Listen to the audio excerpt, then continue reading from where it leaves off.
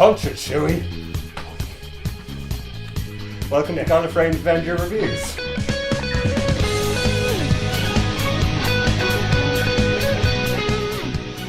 Hello there, this is Michael or GallifreyanAvenger, and welcome to GallifreyanAvenger Reviews. And today I'm joined with a very special guest, David Parnell. Hello. And today we'll be reviewing Solo, a Star Wars story. And before I go on, The Last Jedi, which both of us had similar opinions on, and he called me out for being too generous with the review I gave. I can thankfully say, after 5 months, The Last Jedi is fucking dog shit! Try watching it twice, Jesus Christ. He watched it with his mother. And, yeah. She's not going to see the next one. Solo, a Star Wars story, was directed by Ron Howard, formerly directed by Phil Lord and Christopher Miller after creative differences. Kathleen. Kathleen Kennedy, we have a couple of things to say about her. But Alden Ehrenreich, or Denny from The Room, plays Star Wars is just a drug trip from The Room. Yeah, pretty much. All we need is Tommy Wiseau now. Oh, hi, Chewie. So Alden Ehrenreich plays Han Solo, which many people were a bit dubious about, thinking he's hardly going to fill the shoes of Han Solo. What did you think of his performance? In fairness, he was handed a shit. He given a shit hand. No one's ever going to be happy with a Han Solo. Yeah. That being said, I think he did okay. We knew Han was like, fuck it, whatever, do his own thing, not take anything too seriously. And he kind of portrayed that well. But there's just...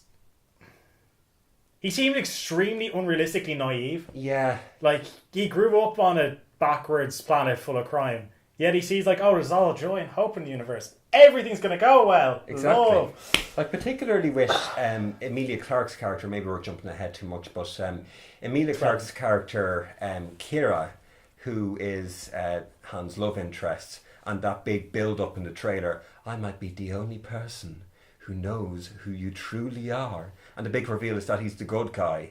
And I'm just there thinking, for the guy we see at the beginning of A New Hope, this roguish kind of morally ambiguous character, and you know... Yeah, they kind of play him off as like, oh yeah, he's the hero from day one, he's a goody two-shoes. Yeah. He's doing all for valor, like a just reason. No. Harrison Ford's character was like, he was just in it for the money. Yeah. From the start. Yeah. The only reason. And then, like, fair enough, he grew a heart or conscience, whatever. And decided, yeah, now screw this, I'm going to fight the Empire. Like, that's kind of a character development for then. Mm-hmm. Not from the start. Yeah. Like, he's meant to be pretty cynical. Yeah. And I mean, there are a couple of throwaway lines in the film saying, oh yeah, I've been running scams since I was 10. And, like, it's a very contrived way of, like, fitting in the sprinkles that, oh yeah, he is morally corrupt and all that. But when he has this bright outlook of the future and all this, it doesn't really mix. So there's time, he's been in a war zone in the film. Yeah. And he's still like, yeah, take me with you. I want to go, like, show him, like, experiences.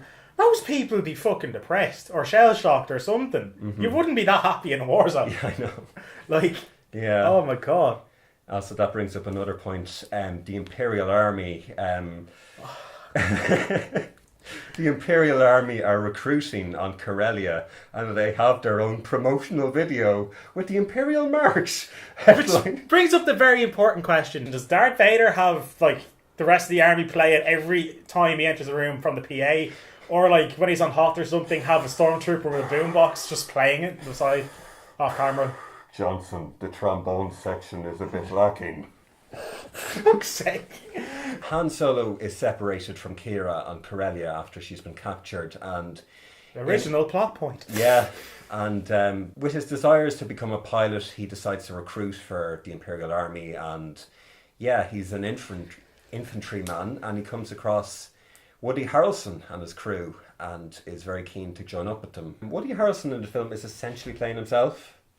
It's pretty much any Woody Harrelson role. There's nothing special about it, really. Yeah. You know, just a badass, drunken kind of mentor fella. Pretty much. It's like Tallahassee from Zombieland. Just drunk, yeah. Hunger Games. Yeah. It's Woody Harrelson. I forgot about Zombieland, actually. Yeah. But his crew are essentially the sacrificial lambs because sorry, spoiler alert, guys. But I'll probably have a caption or something. But they die within the first, I don't know, half hour of the film. You see them on screen for like 10 minutes. There's a forced kiss between Woody Harrelson and this black lady. Not that there's nothing wrong with it, but forced diversity. Well, I didn't mind Tandy Newton too much. She didn't have a lot to do. She didn't have much to do, but it's just like they could have just left it out and had them be friends. There was this 4-armed fella, I can't remember his name, but Rio or something. Yeah, he was deadly. He's like really cheerful. He's cool, yeah. He's pretty much a galactic tourist guide. You say one thing and he starts like, oh, that one thing, let me tell you some fun facts about that one thing. And he's just like, he's a tour guide. It's like the Microsoft paperclip. Oh, Jesus. So, what else? Emilia Clarke as Kira. We mentioned Kira earlier. Emilia Clarke, personally, to me, and probably to you too, is kind of a meh actress. In general, yeah. Yeah. Her whole plot line of this was pretty much just a watered down version of Game of Thrones. She's like, oh, I have nothing. Grows up and gets like married / enslaved by a warlord. And when he dies, she gets a position of power. Exact same thing happens here, minus dragons.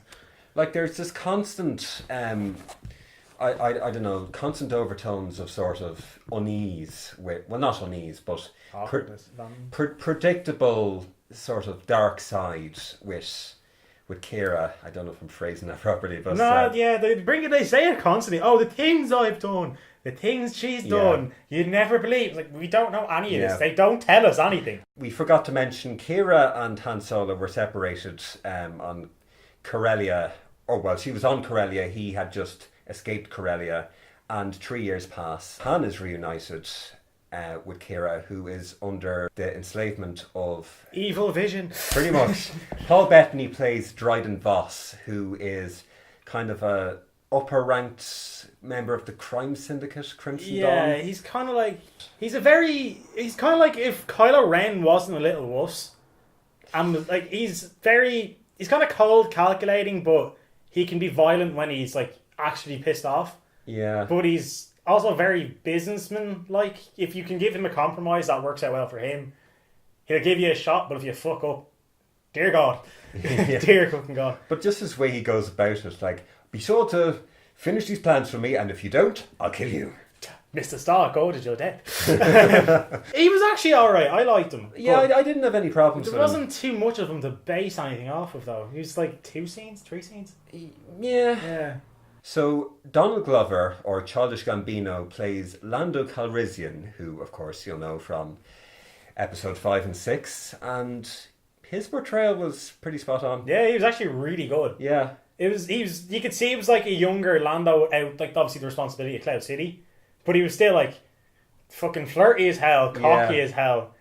Yeah, no, he actually killed it. My God, Donald Glover did a great job. Absolutely. The whole pansexuality thing they threw in isn't really present in the film, but why even say that outside the films? It really doesn't matter. It's just the SJW pandering. It's Lucasfilm. I don't know. It's Kathleen Kennedy shoehorning her agendas yet again into the story, and we'll talk about why she should be fired at the end of the video. Yeah, we'll get to that later. But this whole you're talking about Lando being pansexual, but I think I said this to you off camera before. It could just be some I don't know, blind liberal journalist just takes out of context. It's just this constant. Why? Just why? Don't get me started. I don't know whether to get you started because. Oh, you know what'll happen. Yeah, because he has a love affair with a robot. Yeah. So Lando Calrissian, he is the pilot of the Millennium Falcon, which is pristine when we first see it. It is very clean. Very clean, and like the nose of the ship is solid as opposed to the way it has two big gap. Yeah, it has the gap. But so he is piloting the Millennium Falcon. His co-pilot is a very intolerable droid called L337, and I'll let you take the floor.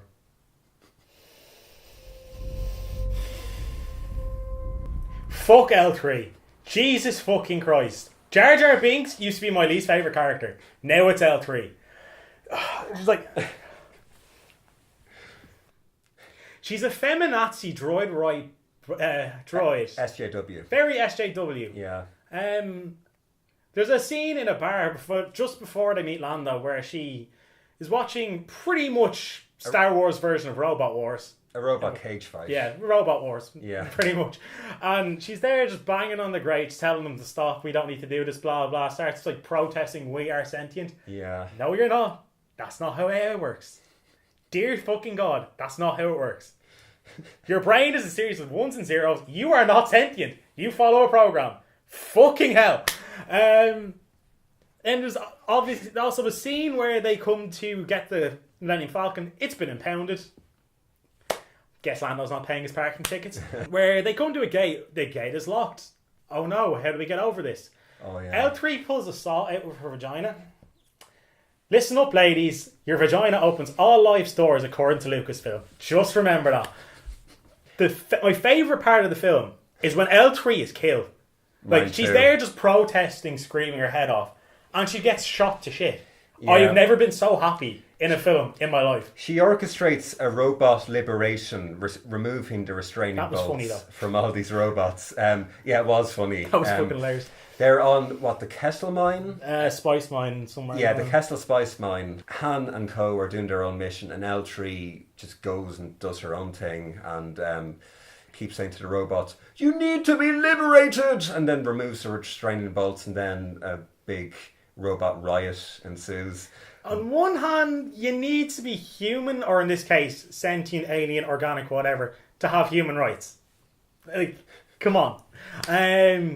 But yeah, that was actually really funny. Yeah. Like all these small robots and just like big box, just smashing everything up, walking on control panels. This big dumpy robot, which is literally just a set of really chubby legs jumping up and down on the control panel. It's adorable and cute. Okay, but that's the thing. L3 may have caused it, but none of this funny, cool stuff is L3. Yeah. The two of us in unison were cheering when she died. She got blown to bits in the crossfire of Kessel Mine guards or something. Yeah. But so happy.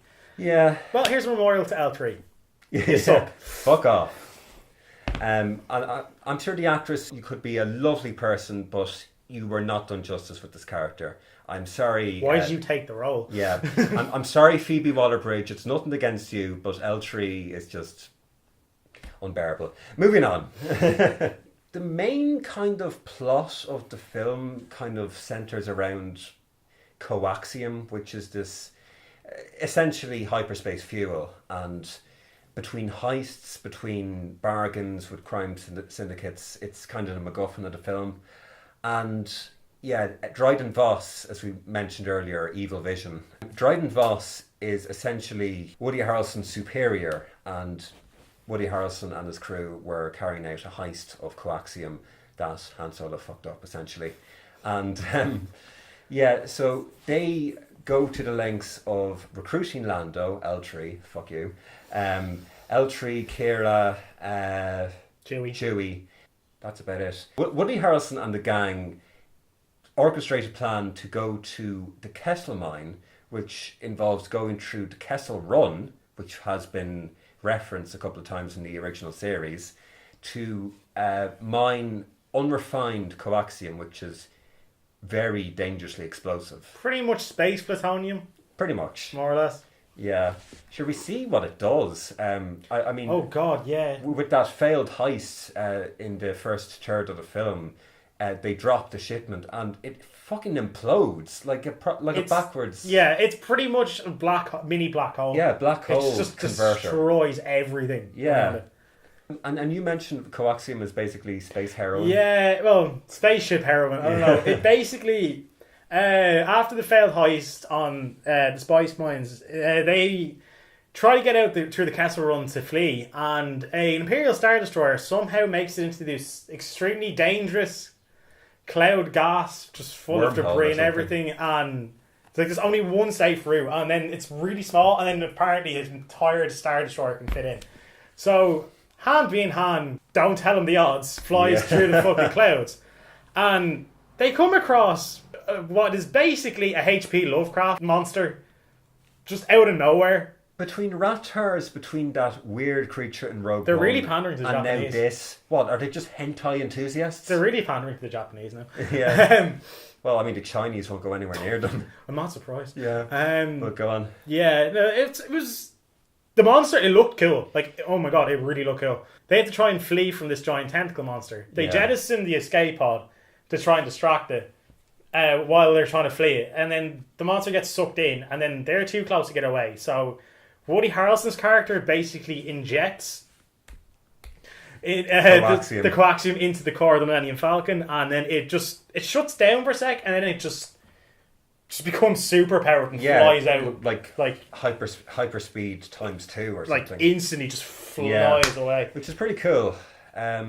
Like one of the only cool scenes in the, like, I don't hate the film, but it's forgettable. Yeah, it's very few and far between. So where would Han Solo be without his beloved Wookiee companion Chewbacca? We find out how they meet. Chewie is essentially enslaved at an Imperial camp as a chained creature to which they execute prisoners, pretty much. Yeah. Basically, they just like throw people into a pit with Chewie, and they want to eat them. Yeah, and like I knew immediately it was going to be Chewie. Like again, there's no surprises here. But Han very quickly brings Chewie to his side, where we learn that Han Solo can apparently speak Kashikis or the Wookiee language. Yeah. But it was really jarring. Yeah, like it's been more than established that Chewie can understand English. Yeah. Even in this film, he can understand English. Yeah. So I don't see why no one else can like tell him, oh, I have an idea, we can get out of here, blah blah. Or even that like Han's the only person that can speak Wookiee. Yeah. At this rate, like it was a cool scene seeing them like work together in such serious circumstances, and technically Han saved Chewie's life. Yeah. But there's just so many flaws with this. Like, oh my god, I'm pretty sure someone else has like said, "Oh, please don't eat me" or something. Yeah. In English, which Chewie is confirmed to understand. Yeah. Very awkward, funny humor, cringe humor. Yeah. But I don't know. That bit was cool, but there was problems. Yeah. I mean, at least Harrison Ford was never seen going. Jesus, yeah. I don't know how I feel about subtitled Wookiee either. Yeah. Like, it's just for one line, but like, I don't know. That's how they meet. Anyway, that's not bad, not great. Yeah. Yeah. But they're inseparable from there. Yay. Until The Force Awakens. Rest in peace. Han shot first. That is different. On Corellia, before Han and Kira make their plans to go away, Han works for this very sort of low-level crime syndicate. We find out in the opening captions that Lady Proxima rules over Corellia, and we think, oh, this is probably going to be some sort of commanding... She sounds like an evil dictator warlord thing. She's built up to be like the problem with this planet. Yeah. And then, like about 5 minutes into the film, we find out who Lady Proxima is. Some big fucking space centipede coming out of the water. Or slime or whatever it was. It looks so stupid though. I know. Oh my god. Her and all of her crew are weak to sunlight. And Han gets out of the situation to do with her and her guards by throwing a rock at a window. Yeah. If you're weak to sunlight, why the hell do you have easily breakable windows in your super secret base? Because plot convenience. That's like putting TNT in the Human Torch's bedroom. Like him keeping it there. Like, I don't get it. It's just pointless. It takes you out of the moment. Like that, and like there are a number of things that take you out of the moment. I mean, L3 we've already covered, and I don't know, the Marauders, which is our next point. So, like, the Marauders show up every so often in the film as we think they're going to be sort of the main threat of the film, and they try to sort of intercept the heist going on with Woody Harrelson and his crew, and then we find out in the last third that they're like basically mini branch of the resistance, kind of. Oh, they're basically the original rebels. They show up for 5 minutes at the start and then disappear till the last half hour of the film. Pretty much. Like they literally just disappear, off for half the film, and then come back. They do very little, and I mean when it gets to the reveal that the main marauder Enfys Nest. Enfys turns out to be a young ginger girl 15, 16 years old. Yeah. I mean, in fairness to her, she's doing an okay job. She's just doing what she's been given on the script. But that reveal very close to the end just seems kind of unnecessary. They weren't really needed in the film at all, to be honest. Like, but, they could probably... Like, if the start of the film, when they're doing their first heist, it's on a snow planet, on a moving train. Mm-hmm. Honestly, you could just, like, do something like that on Tatooine and have Tusken Raiders or Sand People kind of fuck it up. Like, there was a very sort of Tusken Raider-like style to their masks. Yeah, they really look like it. They could have just done it Tatooine and put that there. Yeah. Like... Yeah. There was no need to have these people and then just, like, cut out the bit later because it really was... It's not really too needed. Yeah, so that's the Marauders, and so their sort of reappearance at the climax. It's kind of interwoven with Woody Harrelson betraying everybody, but yeah, we couldn't see that a mile off because he references about 2 or 3 times. Don't trust anybody. Don't trust anybody, kid. Especially me. Yeah. I'm not going to betray you, but yeah, everyone's going to betray. Yeah. Whoever wrote that line is an idiot. I know. Woody Harrelson is the traitor, essentially, and Solo and Kira fight off Dryden Voss. Solo does his best to fight off Vision, and Kira kicks in, because we need a girl power moment. Kira steps in, and we think she's going to eliminate Han, or at least the really stupid people probably think she's going to eliminate Han, because, I swear to God, it's just... Like, if you know anything about story structure, you know damn well this is just an act so she can turn on Voss and take him out. And, like, there's no twist to that. The real twist is what happens afterwards. Yeah. For those of you who've seen Star Wars Clone Wars, this bit you're probably not going to need to know, but Darth Maul is back. Yeah. For those who haven't seen Clone Wars, essentially after... Darth Maul was cut in half by Obi-Wan Kenobi. His hate kept him alive, and I don't know how, but he got back to his home planet of Dathomir. Dathomir is split into 2 halves. It's men who grow up to be warriors and are very strong with the dark side of the Force, and women who are pretty much Force witches and necromancers. And the head of this order of witches, called Mother Talzin, brings Maul's soul back to his body. While he's in a feral animal state, being kept alive by the Force, and then he gets robot legs, starts like fucking up, fighting the Clone Wars, trying to kill people, trying to get revenge on Obi-Wan Kenobi, and then eventually takes over the planet Mandalore with I can't remember the name of them, Black Mask or something like that. I've no clue. I can't remember the name. It's a Mandalorian kind of terrorist group, and then he eventually creates his own kind of bandit like ring, and ends up apparently leading Red Dawn, which... Crimson Dawn, sorry. Yeah. By the name I should have got that. But he's back, and turns out he's the entire leader of all of this, which at first I didn't know it would be him, because we just saw a cloaked figure. Then you see his robot legs. And the camera pans around, because when the shot starts, you see Kira activate the hologram, and you see the hologram from the back, and then it very slowly... tilts around, does a 180 kind of, and then we see the cloaked figure. You knew by the voice. I knew by the legs alone. Yeah, but I had an inkling. I knew it was at least going to be a former Sith Lord. But yeah, when we find out it was Darth Maul, that was it was a twist. I'll give it that. I'm so happy. Yeah, they're actually using him. If they make a Darth Maul movie, I probably will see it. Yeah, or even a sequel to this. But I don't know. Although I haven't said that, it seems very unlikely because the box office returns are just... Thank you, L3. Yeah. In fairness, I don't know if it's solely down to L3. And Last Jedi. It's definitely a Last Jedi thing as well. Or even just down to the... just the attitude of Lucasfilm, to be honest. No, but the horror stories with Phil Lord and Christopher Miller being dropped, and Ron Howard coming down, and they needed to bring in an acting coach for Alden Ehrenreich. My God. Yeah. How much of a lack of faith in your actors do you need to, this guy who you're confident, he'll fill in the shoes for Harrison Ford, to bring in an acting coach? That's like an insult. It's the biggest slap in the face for an actor, particularly in this really big budget film, like $250 million budget film.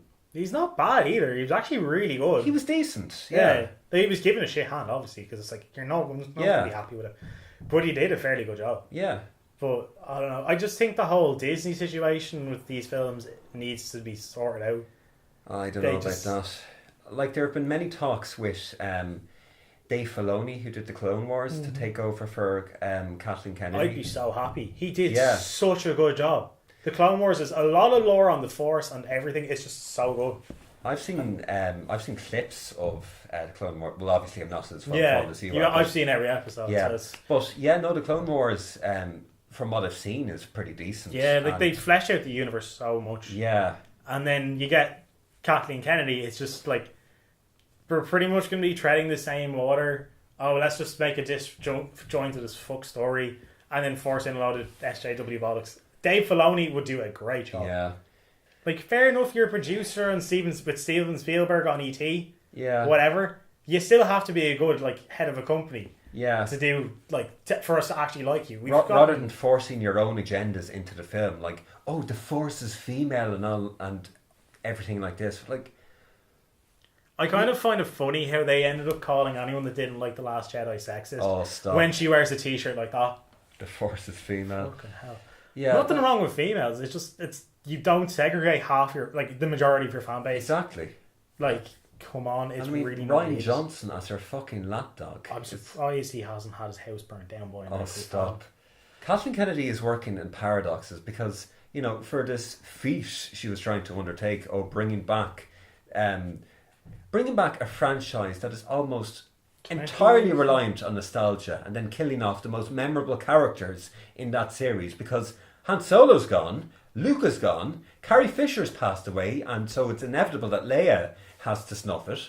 So now we're left with C-3PO, R2-D2 and Chewie from the originals, and then all these like forgettable characters are just they're just there to fill it, to check a box for SJWs.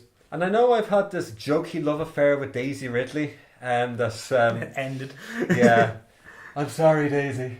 But it seems like Daisy's been brainwashed because she believes the term Mary Sue is sexist and doesn't believe that characters have weaknesses. Like, there's an actual clip on a Facebook live stream where she was asked, apart from the separation from her parents, what other weaknesses do you think Rey has? And then she just completely jumps around the question saying, I don't believe in people having weaknesses and stuff like that. Oh, yeah. God. No, but I mean, that's the thing though. Characters have strengths and weaknesses. If you're an overpowered Mary Sue, we're not going to relate. How can you? Like, it's like, how to put it? It's...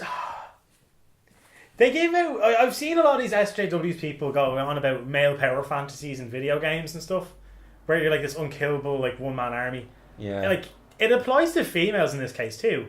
Like, Jesus Christ. Kira, nearly unkillable, really good at playing, like, the politics game in the crime underworld. Rey picks up a lightsaber, becomes pretty much God. As a master pilot in the Millennium Falcon. And Jyn Erso in Rogue One, she's like pretty good at shooting down bad guys and beating up people twice her size. And that also applies to Rey also. It's just... I will say, this film is fairly void of it, actually. A lot less. More I so. mean... Kira, maybe. Kira gets killed. Kira has one scene where she takes down the baddie, so people would argue, oh, that's a feminist thing. It wasn't as on the nose as the others. So they did handle it a fair bit better. Then L3 happened. My God. Yeah, it's okay. Let it go, man. Let it go. I'll be punching holes and walls for the next one. Venting the rage. My God. Yeah. But that's the thing with Lucasfilms. I mean, if it keeps going down this road, I mean, with the oversaturation of Star Wars enough as it is, this is the fourth Star Wars film that's come out in 2.5 years. Just take that on board. And it's just been churning out the same sort of garbage, for lack of a better expression. I've seen a lot of news outlets and Lucasfilm saying it's all like they're all like flopping now because of franchise fatigue. Marvel puts out about 3 films a year. Yeah. And they're always breaking records, making box office hits and all that crap stuff. Yet Star Wars is like somehow an exception to that. No, it's because it's been very badly written. Another blame for it is that it's because it opened so close to Deadpool and Infinity War. Yeah. Star Wars, I don't know about now, but was the largest franchise in history. Yeah. Like, all the time. Like, Star Wars is the one that fucks up Deadpool and Marvel's box office returns, not the other way around. But, like, I've even seen online sites boost the numbers for Solo by putting Deadpool 2 reviews in it. Like, counting that in. Mm-hmm. Like, I've seen the other two films and I love them to bits. Yeah. Infinity War not as much, but I still like it. Yeah. Deadpool 2 I love. And then it's like Star Wars is like, it's a very forgettable film. Yeah. Like, nothing really, apart from Darth Maul, because it's Darth Maul. Yeah, it's just, like, I don't know. If they do sequels on Solo, I don't think I'll go pay to see them, to be honest. Don't know. I don't think I want to pay Lucasfilm for any more films. But that's Solo, essentially. It's meh. standard, fairly meh ratings. So I'm going to give Solo 3 stars out of 5. What about you? 2.5, 3. Like, it's not a terrible film, but it's not great. Like, I'm not sad I saw it, but ultimately I don't really care. And honestly, for this review, I had to look up plot details because it's so forgettable. Yeah, it's not majorly insulting to your intelligence, but it's decently produced. I mean, taking into account that it went into absolute hell. Production hell. Yeah, Ron Howard did the best of what he could, but still, even with reshoots of 85% of the film. Less than that. Is it less? 75%. Yeah. And even with all those reshoots, it's still a lot. Average. Yeah. Like, it's better than it could have been. Yeah. Not that easy to it's not that easy to say. I cannot speak. So thank you for watching. I've been Michael, or GallifreyanAvenger. I've been David. And until next time, see you soon. Fuck out there.